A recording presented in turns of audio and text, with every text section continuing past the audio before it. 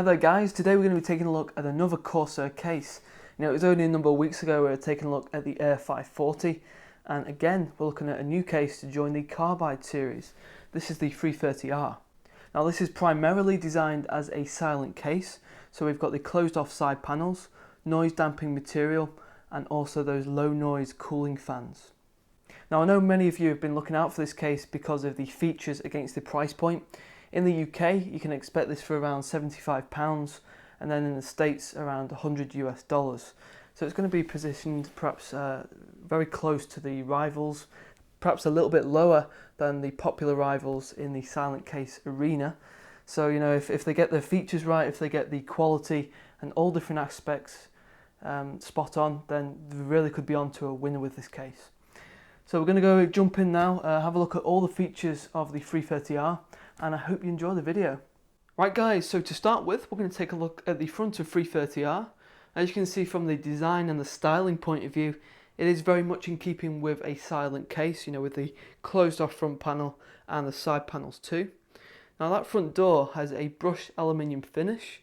It does look rather professional and sleek, and this door, it opens out from the left hand side, so that pivots from the left.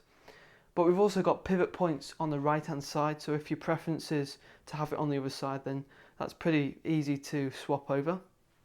You can see there from the inside of that door, we've got synthetic noise damping material, and that material is slightly thicker than what you typically expect from a silent case, which tends to have foam. So that material is thicker, and it's also higher quality. That's going to help you bring down any noise levels from the case fans and also from the system. You've got your CPU cooler, graphics card, which all have cooling fans and they tend to emit noise. Now with that door open, we've got the various features to talk about. At the very top there, we've got 3 5¼ bay covers, and those have the honeycomb design. Dust filters are behind there, and those pop out from the inside. And below that, in the lower region, as you can see, we've got a large dust filter. Now this can be taken out. You just need to push down both latches, and that can be taken out there and obviously cleaned. So that's a really nice handy thing to have. With a front intake fan being there, it's obviously has a tendency to build up dust with the pressure, so taking that out and being able to clean it is a very good idea. That front fan there is a 140mm intake, and that is actually designed to be in line with the graphics card if you have it in the top PCI Express slot. So that's going to help to bring down any temperatures, and this fan is really the primary source for bringing cooler into the case. And the way that it does that is there's obviously no ventilation at the sides, but there is a cutout at the bottom for it to bring in cool air. Now up at the top of the case we have the front panel connectivity, and we've actually only got a few items to talk about here. We did expect a little bit more from a case of this caliber, but anyway, we've got the dual USB 3 ports. Those are via the internal motherboard header. We've got the headphone and the microphone jacks in the center. We've got a reset button and an activity LED, and then the power button, so those just click like that. Now up at the top of the case we have a feature which I really like. Just love the way that they've actually executed this. You can see this large top panel, and this completely conceals the top of the case, helps to keep out any dust, and also just helps with the noise reduction. You can see this just pops out. It takes a little bit of force, but you can see there we've got the synthetic material again on that top panel, and you can see how significant that is. You can see the thickness of it, and we've also got a series of 6 plugs, and those help to keep the top panel secure. So with that removed, you can see we've got the perforated mesh at the top there, and we've got various mounting holes. So at the top here we can drop in dual 120 or dual 140mm cooling fans, and we can also drop in water cooling radiators, which are 240 or 280mm. And of course, with this being a Corsair case, we've also got the support for the Hydro series, so anything you want to drop in like a H100 will be no problem at all. Coming to the side panels, we've got exactly the same design on the prominent side and on the reverse. So these panels are completely solid, there's no significant features, and again this is in keeping with a silent case which has these panels closed off. Now both side panels have dual thumb screws which are going to help you remove those panels really easy. I've actually removed those already, so I'll go ahead and remove that side panel. And again you can see that we've got the noise damping material which covers the complete expanse of that inside, helping to keep those noise levels to a minimum.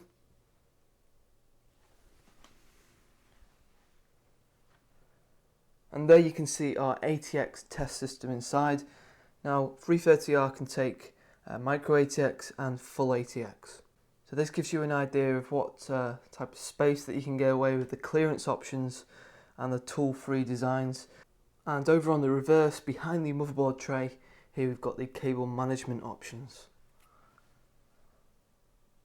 As we move in for a closer look at the various aspects of 330R, we're going to start at the power supply unit.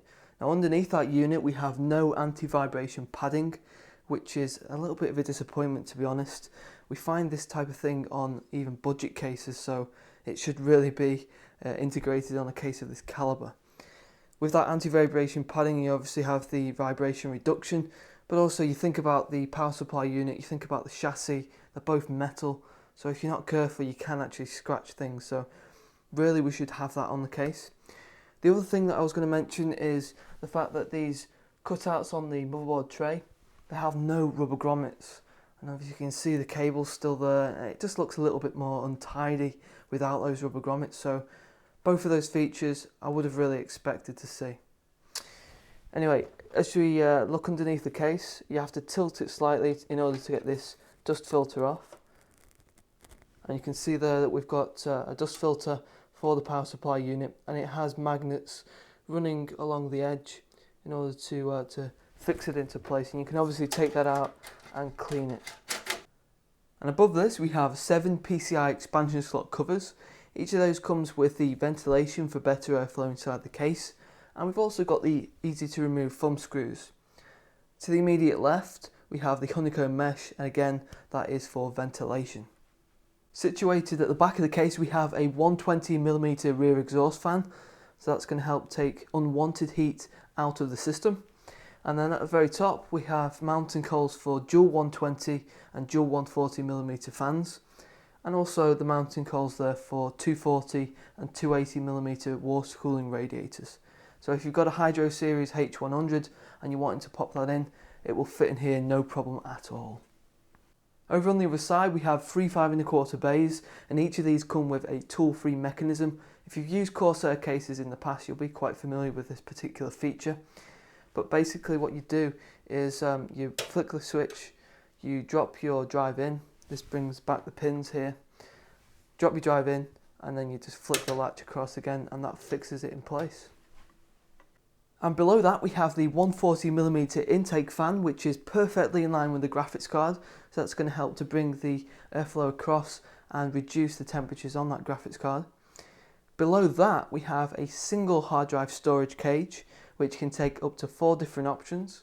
You can see we've already got a 3.5-inch drive installed there, and basically you've seen this many times, and on Corsair cases in particular.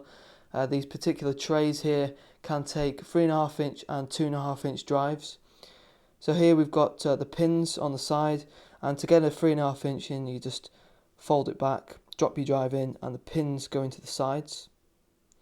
And then for a 2.5-inch you're going to need to get your screwdriver out, so you just place it into that slot there and you apply the 4 screws to the underside. Now that particular hard drive storage cage is actually riveted, so perhaps if you wanted to drop in a water cooling radiator at the front, you're going to have to do some advanced modding. We're now going to look at the various clearance options inside 330Rs. Obviously this really does help to establish what you can get inside and what you can't. So starting with the CPU cooler, you can see here we've got the Noctua NH-U12P. This is 158mm in height, and you can see there we've got a little bit of space left over before it will hit the side panel.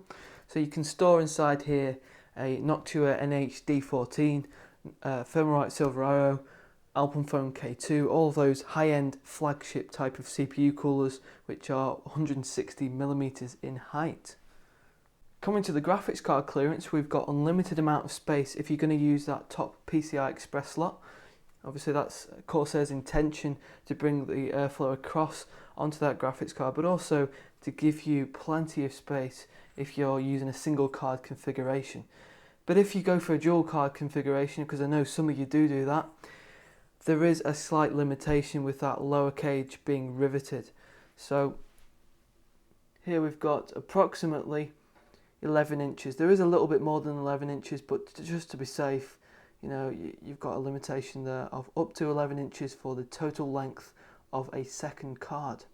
And for cable management, behind the motherboard tray, we have approximately 2 centimeters of clearance between the tray and the side panel. So that's sufficient enough in order to create a nice arrangement for your cables and to keep it nice and tidy. Okay, as a last clip before we round things off, we're going to see how loud those case fans are inside 330R. What we're going to do is take the microphone off, power the system up, and get the microphone as close to each of those case fans as possible, just to give you a rough gauge as to how loud those are. Now we've got at the front a 140mm intake, and then at the back we've got a 120mm exhaust.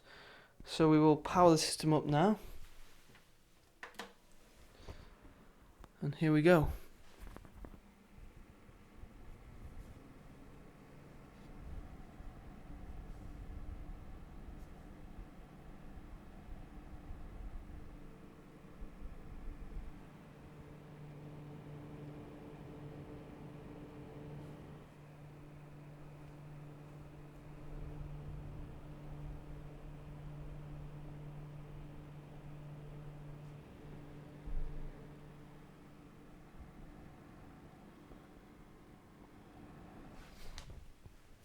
So hopefully that's given you a rough idea of what to expect.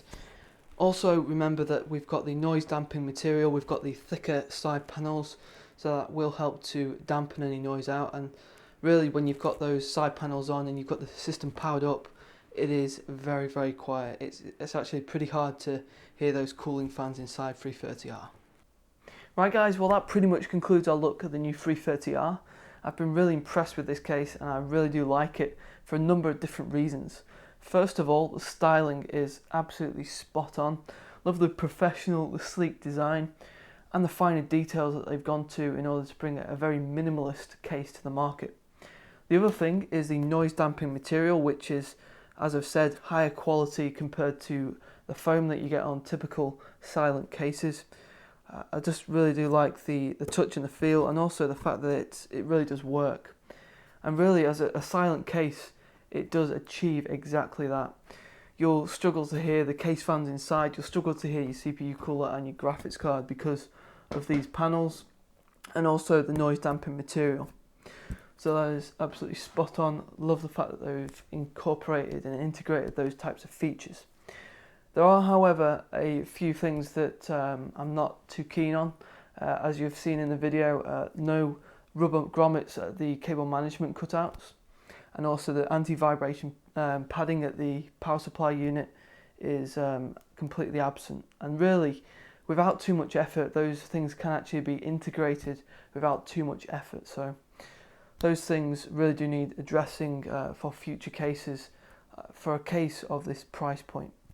But as it stands, you know, this case at around £75, $100 US, it is a great offering, and I can see it being quite popular amongst the hardware enthusiasts out there.